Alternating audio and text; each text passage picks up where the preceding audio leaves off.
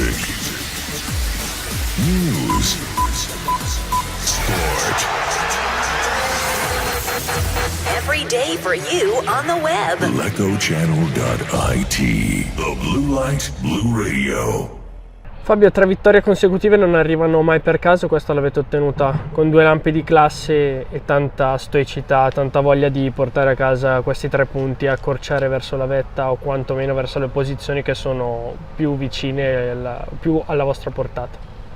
Sì, era fondamentale vincere anche domenica per allungare la striscia di positività e dobbiamo continuare a lavorare per far bene e per continuare a portare punti a casa.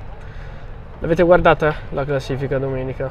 Ma dobbiamo pensare partita dopo partita e come ci dice il nostro allenatore ora dobbiamo pensare a prendere la squadra che c'è sopra e poi alla prima in classifica ci penseremo piano piano.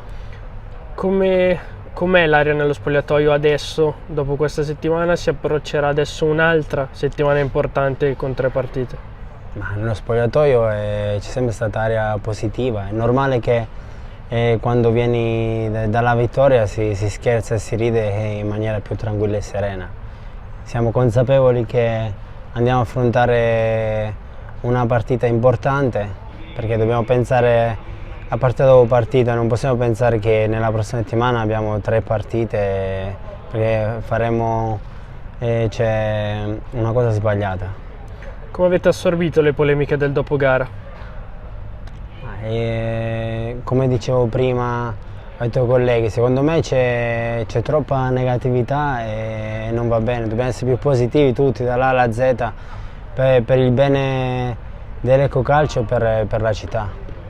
Grazie Fabio, buon lavoro. Grazie a te. Music, news, sport. Every day for you on the web. LecoChannel.it. The Blue Light Blue Radio.